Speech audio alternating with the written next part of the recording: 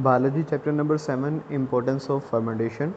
बेटा फर्मेंटेशन जिसका कि दूसरा नाम एनारोबिक रेस्पिरेशन है, उसके बारे में डिटेल से हम लोग पढ़ चुके हैं कि ऐसी respiration which occurs in the absence of oxygen is called anaerobic respiration, और दूसरे लफ्ज़ों में इसको जो है वो हम लोग फर्मेंटेशन का नाम देते हैं। ठीक है, तो फर्मेंटेशन दो तरह की होती है जी, alcoholic fermentation and lactic acid fermentation.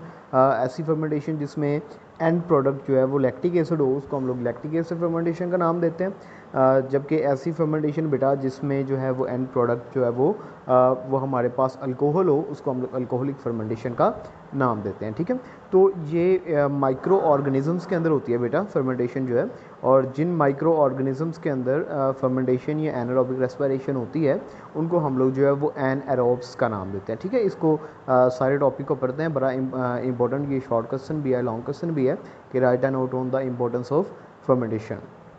When life evolved on the earth, the early land or water habitats did not have any supply of the free oxygen।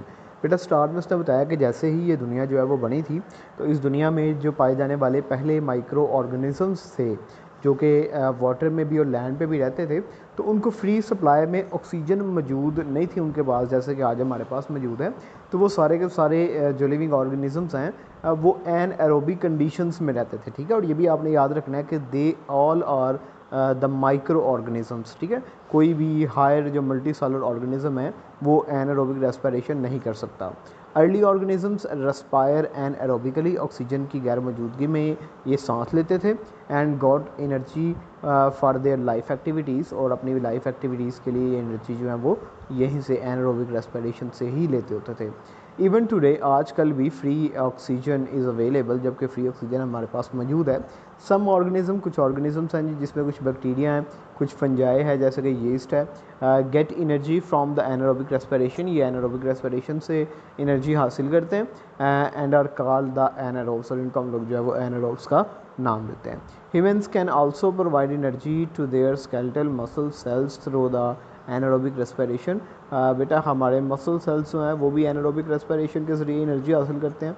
जैसे कि मैंने आपको बताया था ड्यूरिंग द एक्सरसाइज और ड्यूरिंग हार्ड वर्क जो muscles हैं उनको फ्री सप्लाई या प्रॉपर सप्लाई जो है ऑक्सीजन की वो नहीं मिल पाती, तो जिसकी वजह से वो एनारोबिकली जो है वो रेस्पायर करते हैं। तो उसके बाद फिर उसने बताया बेटा कि scientist have use fermenting abilities of the fungi and bacteria for the benefit of the Mankind. तो इंसानी फलाह व बहबूद के लिए अब जो साइंटिस्ट हैं वो क्या कर रहे हैं जी, फंजाई और बैक्टीरिया की इस एबिलिटी को, जो फर्मेंटिंग एबिलिटी है, एनारोबिक रेस्पिरेशन की एबिलिटी है, इसको यूज़ करवा रहे हैं for the formation of the many industrial products. ठीक है, for example the fermenting power of bacteria are used for making cheese and yogurt.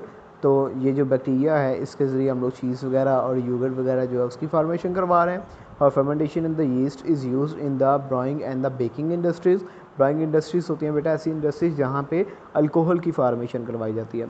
तो अल्कोहल की फार्मेशन करवाई जाती है जी यीस्ट वगैरह से, कि उनको हम लोग खुद ही ग्लूकोज प्रोवाइड करते हैं, वो ऑक्सीजन की गैर मौजूदगी में तोड़ के उसको तो अल्कोहल बना देते हैं, और जो कार्बन डाइऑक्साइड वहाँ से निकलती है उसको फिर हम लोग बेकिंग इंडस्ट्रीज़ में यूज़ करवाते हैं for the formation of breads and buns.